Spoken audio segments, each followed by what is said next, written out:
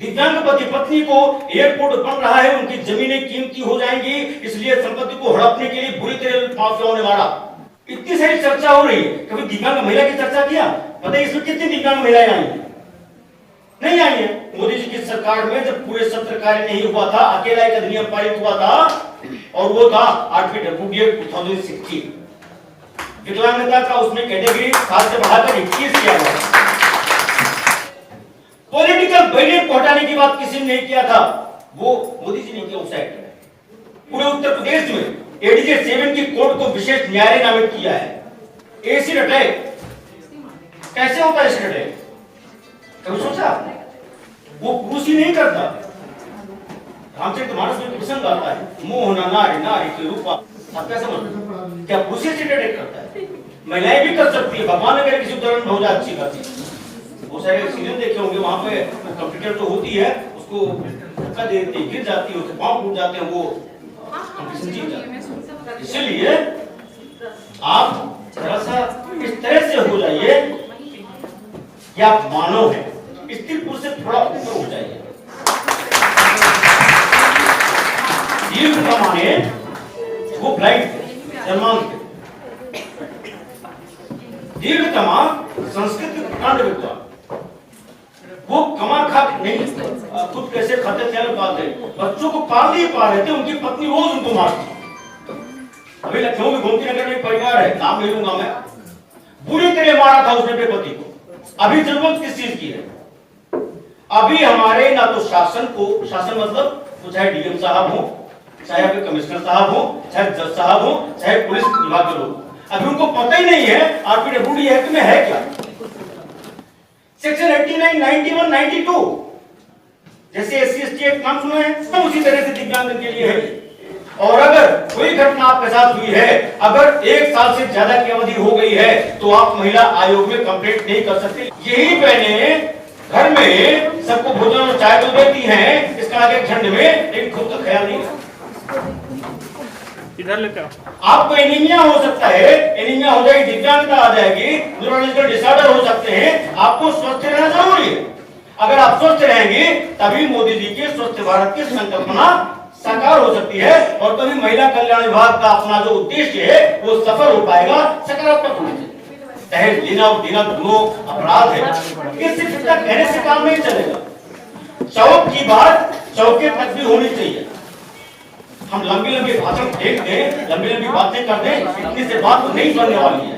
लगभग इसमें कुछ लोग ऐसे हैं जो भी 50 क्रॉस नहीं किए, 50 की उम्र से भी नीचे। जब 50 के ऊपर जाएंगे, 60 के ऊपर, यहाँ पे एक नाम लिखा हुआ देख रहे हैं, माता पिता वरिष्ठ नागरिक भरण पोषण अधिनियम। आप देखेंगे बच्चे को कहते हैं, कोई रिश्तेदार होते हैं, ठीक है हम आपकी सेवा करेंगे ना, क्या परेशान होते हैं। पैनामा लिखा आपने, मामला बोल, उसके बाद तो आपकी तुलाई शुरू होती है, समय से चाय मिल जाए बहुत बड़ी बात।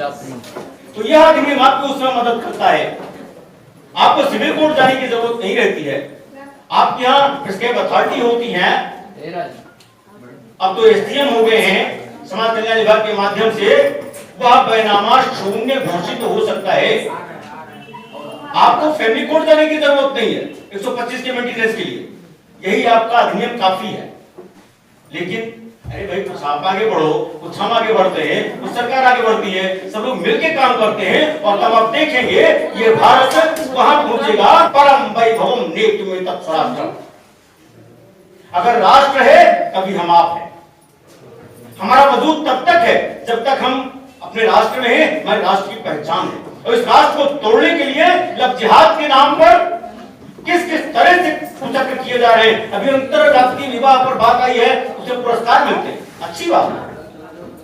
लेकिन अब जब लब जिहाद का कानून आ गया है, तो अंतरराष्ट्रीय विवाह होते समय भी उसको उसके पहले घोषणा करनी पड़ेगी, टाइम देना पड़ेगा, मेंशन करना पड़ेगा, जो शादी करवा रहा है उसको भी मेंशन करना पड़ेगा। और अगर ठीक ठाक हुआ तभी वो अंतरराष्ट्रीय विवाह होगा।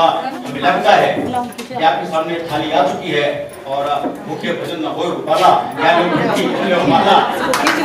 तो समाज आपका है, परिवार आपका है, आप सभी एक साथ कदम ताल करते हुए चलिए। ये शारीरिक संस्था भिन्न हो सकती है, ये दोनों हाथ नहीं है। ये हो गया कि कोई काम नहीं कर सकता क्या? ये आपकी मानसिकता है कि कोई काम नहीं कर सकते। मैंने कभी गाड़ी चलाई नहीं थी, चाबी फेंक दिया उसने, शायद उसने मुझको चैलेंज किया, तुम्हारे हाथ नहीं है तुम गाड़ी नहीं चला सकते हो। गाड़ी स्टार्ट किया, गाड़ी आगे बढ़ाया, क्योंकि पुलिस चौकी उसमें कोई दरोगा सिपाही मुझे नहीं, अगर होता शायद मेरी हिम्मत ना। गाड़ी आगे बढ़ाई, जब तक मैं समरगंज के चौराहे पे पहुंचा, उसके पहले दरोगा जी तक थाने के आ रहे थे, पीछे डंडा लिए हुए उधर सिपाही। मेरी तो ऐसी हालत खराब हुई, तो जवाब गाड़ी किनारे खड़ी किया, मैं मालिक वाली सीट पे बैठ गया। दरोगा समझे ड्राइवर कहीं कुछ होगा, कुछ बात होगी, वो निकल के ध्यान नहीं दिया। मैंने फिर गाड़ी स्टार्ट किया, और तब तक जानते क्या हो रहा था? सड़क पे चलने वाले लोग, चाहे मोटरसाइकिल से चाहे जीप वाले, अरे दूल्हा गाड़ी चला रहा है भागो, चल से भाग रहे थे। You can't believe, अगर मैं उनकी चिंता करता तो शायद गाड़ी नहीं चला पाता। बात फिर आगे बढ़ी, शहर चौराहे पे पहुंचा, दो मुस्लिम बहनें मिली मुझको, हाथ दिया, मैंने बिठा लिया पीछे। ये क्या घटना है? मैंने बिठा लिया, वो दोनों अपना मशगूल है बात करने में, मेरे हाथों पे ध्यान भी नहीं दिया।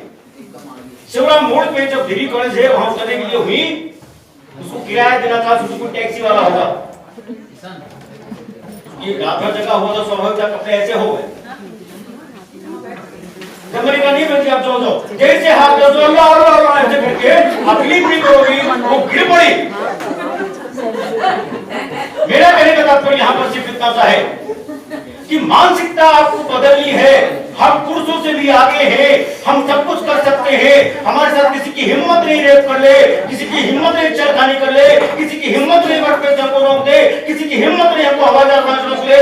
ये मानसिकता आपको हटानी है। ये टेंशन उसका है जो सोचता है कि आप नारी हो। आप क्यों सोचते हो हमारे नारी? आप क्यों सोचते हो? अगर हम भी ये सोचते हमारे हाथ नहीं, हम नहीं कर सकते, तो शायद हम भी कुछ ना कर पाते। इस मानसिकता को बदलना है। अगर मोदी जी यही सोचते कि प्रधानमंत्री नहीं बन सकता, मैं तो चाय वाला हूं, शायद प्रधानमंत्री नहीं होते। सो गो अहेड, स्वामी विवेकानंद के इस सूक्ति वाक्य के साथ चले व्यक्ति यही तो मंत्र है अपना। चलते रहेंगे, मंजिल हमारी है, मंजिल हमारे कदम चूमेगी। आज की बात यहीं तक। इस आशा और विश्वास के साथ आप हमसे सेवा लेते रहेंगे और अपनी शक्ति हमको देते रहेंगे ताकि मैं कर सकूं। बहुत धन्यवाद। भारत माता की, भारत माता की। बहुत धन्यवाद।